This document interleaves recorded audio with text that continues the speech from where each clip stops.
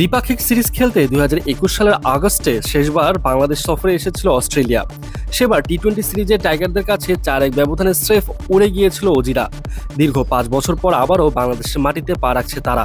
তবে এবারে লড়াই শুধু টি-20তেই সীমাবদ্ধ নয়, সাথে থাকছে ওডিআই সিরিজও। এখন প্রশ্ন হলো, আগের বারের সেই লজ্জাজনক হারের স্মৃতি মুছে অস্ট্রেলিয়া কি সিরিজ জিততে পারবে বাংলাদেশের মাটিতে, নাকি এবারও বাংলাদেশ তাদের চেনা কন্ডিশনে তাদেরকে নাস্তানাবুদ করে ফেলবে? এদিকে প্যাট কামিন্স বা মিচেল স্টার্কের মতো বিশ্বসেরা পেসাররা এই সিরিজে নেই।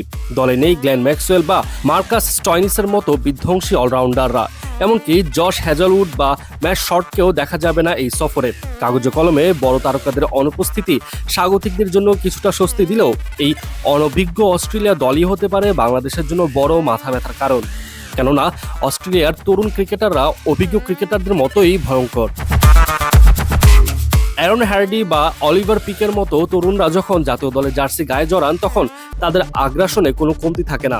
অস্ট্রেলিয়ার ক্রিকেট সংস্কৃতিটা এমন যে নতুনরাও অভিজ্ঞদের মতোই জয়ের নেশায় মত্ত থাকে। জয়েল ডেভিস বা লিয়াম স্কটদের মতো উঠতি প্রতিভারা এই সিরিজকে দেখছেন নিজেদের সামর্থ্য প্রমাণের সেরা মঞ্চ হিসেবে। এদিকে বাংলাদেশের জন্য অবশ্যই এটি একটি সুবর্ণ সুযোগ। ঘরের মাঠে চেনা কন্ডিশনে প্রতিপক্ষকে চেপে ধরার এটাই মোক্ষম সময়।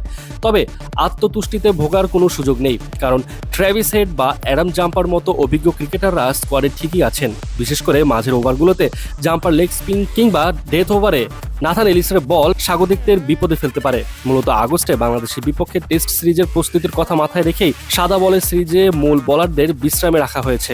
অর্থাৎ কন্ডিশনের সাথে মানিয়ে নেওয়ার একটি দূরদর্শী ভাবনা অজি শিবিরে স্পষ্ট। ওদিকে আইপিএল শেষ করেই সরাসরি এই মিশনে যোগ দিচ্ছেন ট্র্যাভিস হেড ও জেভিয়ার বাটলেটরা। পাকিস্তান সফরে ওয়ানডে সিরিজে অনেককে পাওয়া না গেলেও বাংলাদেশের বিপক্ষে সিরিজকে কোনোভাবে খাটো করে দেখছে না অস্ট্রেলিয়া ক্রিকেট, বরং কুপার কনলি বা বেন ডিয়ার সুইসদের মতো ক্রিকেটারদের মাধ্যমে তারা আগামীর শক্তি যাচাই করে নিতে চায়। এদিকে মিচেল মার্শের নেতৃত্বে ওয়ানডে স্কোয়াডে থাকছেন অ্যালেক্স ক্যারি বা মার্নার্স লাবুসেনের মতো অভিজ্ঞ মুখ, সাথে তরুণ তুর্কি হিসেবে থাকছেন ম্যাথু কুহিনেম্যান এবং তানভীর সাঙ্গার মতো স্পিনাররা, যারা এই কন্ডিশনে ভয়ঙ্কর হয়ে উঠতে পারেন। অন্যদিকে 20 ওভারের লড়াইয়ে জশ ফিলিপ বা স্পেন্সার জনসনদের গতি ও চাতুর্য ভোগাতে পারে টাইগারদের।